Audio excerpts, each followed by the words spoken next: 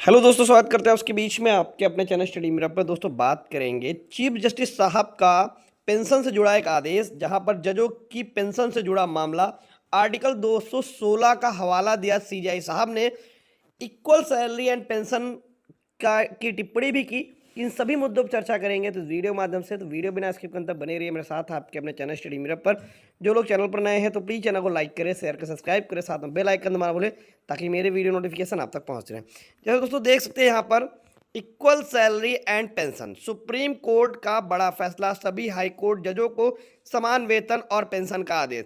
दोस्तों आप देखते हैं 6 नवंबर 2024 यानी कि परसों का ये आदेश है।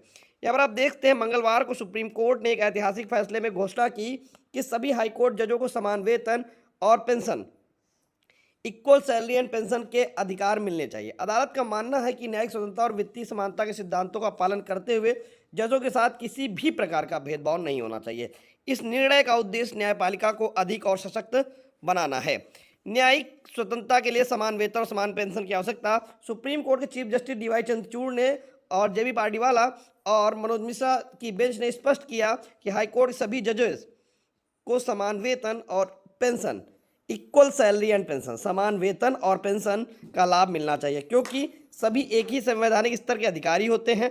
अदालत का मानना है कि सेवा लाभों में भेदभाव करना संविधान के मूल भावना के खिलाफ है। इस बेंच ने संविधान के आर्टिकल 216 का हवाला देते हुए कहा, एक बार जब कोई व्यक्ति हाईकोर्ट के जज के रूप में नियुक्त होता है तो वह समान रैंक का हिस्सा बन जाता है, इसलिए उसकी पेंशन और वेतन में कोई अंतर नहीं होना चाहिए। सुप्रीम कोर्ट ने इसे न्यायिक स्वतंत्रता का एक हिस्सा माना, जिसमें हाईकोर्ट जजों के अधिकार यानी कि हाईकोर्ट जजेस राइट के अंतर्गत वित्तीय स्वतंत्रता को भी शामिल किया गया है। पटना हाईकोर्ट में मामले में सुप्रीम कोर्ट का निर्देश, यह मामला तब चर्चा में आया जब पटना हाईकोर्ट के एक जज जस्टिस रुद्र प्रकाश मिश्रा की पेंशन और वेतन संबंधित मुद्दे पर सुनवाई हुई। जस्टिस मिश्रा का सामान्य भविष्य निधि यानी जीपीएफ खाता न होने की वजह से 10 महीने से वेतन नहीं मिला था। सुप्रीम कोर्ट ने बिहार सरकार को निर्देश दिया कि जज को लंबित सैलरी तत्काल दी जाए। सुप्रीम कोर्ट का मानना है कि हाईकोर्ट जजों का अधिकार, हाईकोर्ट जजेस राइट का हनन करके उनकी वित्तीय सुरक्षा में कमी नहीं की जा सकती। जहां पर आप दोस्तों देखते हैं समानता के सिद्धांत और न्यायिक स्वतंत्रता की सुरक्षा। सुप्रीम कोर्ट ने अपने फैसले में कहा कि न्यायिक और वित्तीय स्वतंत्रता के बीच गहरा संबंध है। अदालत में इस मामले में 6 महत्वपूर्ण बिंदुओं पर ध्यान दिया। हाईकोर्ट एक संवैधानिक संस्था है और सभी जज संवैधानिक पदों पर होते हैं। संविधान के अनुच्छेद 221 में यह प्रावधान है कि सभी जजेस का वेतन और पेंशन समान होना चाहिए। एक बार नियुक्त होने के बाद सभी जज समान स्तर के माने जाते हैं। न्यायिक स्वतंत्रता और वित्तीय स्वतंत्रता में गहरा संबंध होता है।